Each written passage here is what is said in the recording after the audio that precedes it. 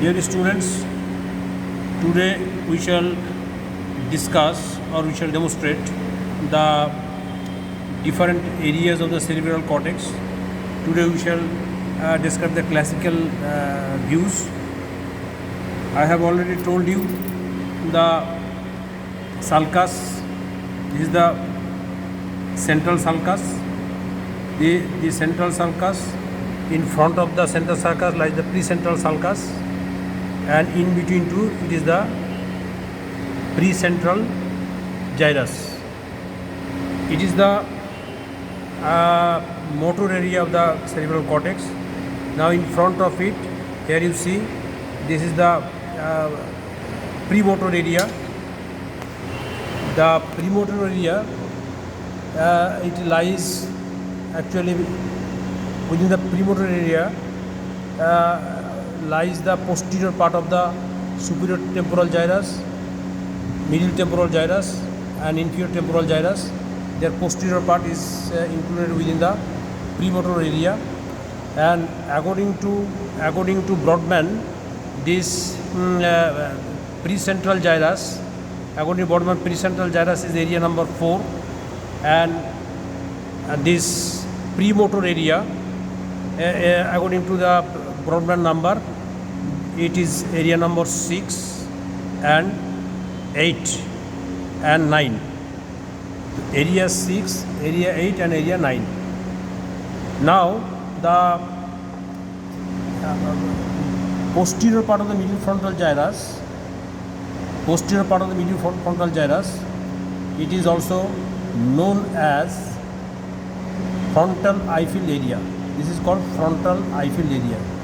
According to the Brodmann number, within it lies the area 6, area 8 and part of the area 9. In some books it is only area 6 and area 8. So this is the frontal eye field area. Now come to the lower part. It is the lower frontal gyrus. Here lies the area 44 and 45. I have already told that here lies the anterior horizontal sulcus, anterior ascending sulcus and posterior ramus of the lateral sulcus.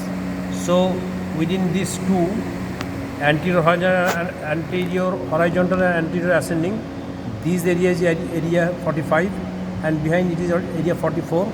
These two areas actually lie in the inferior frontal gyrus. They are called motor speech area of Broca.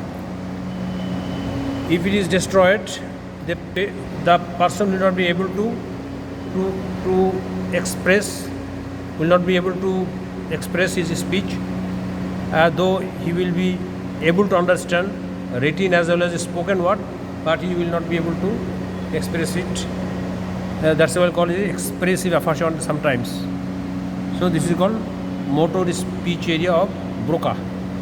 Now come to the this area precentral gyrus, area 4, as per Brodmann area.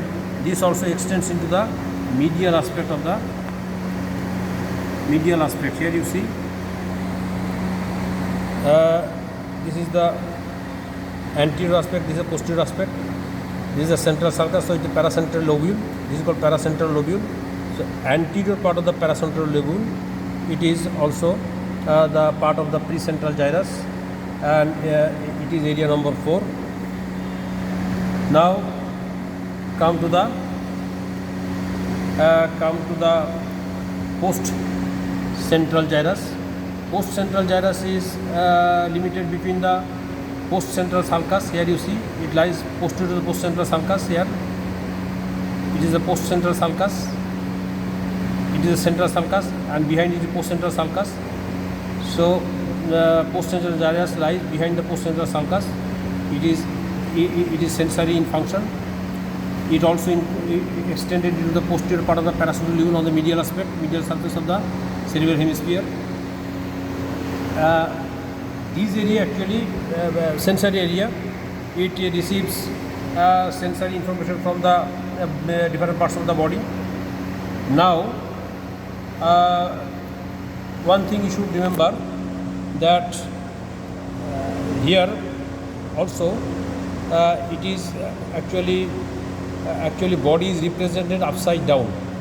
This part actually represents the lower limb part, and upper part of this postcentral gyrus receives information from the upper limb and upper part of the trunk of the body, and lower part actually receives information from the head, neck, leaf, etc. Now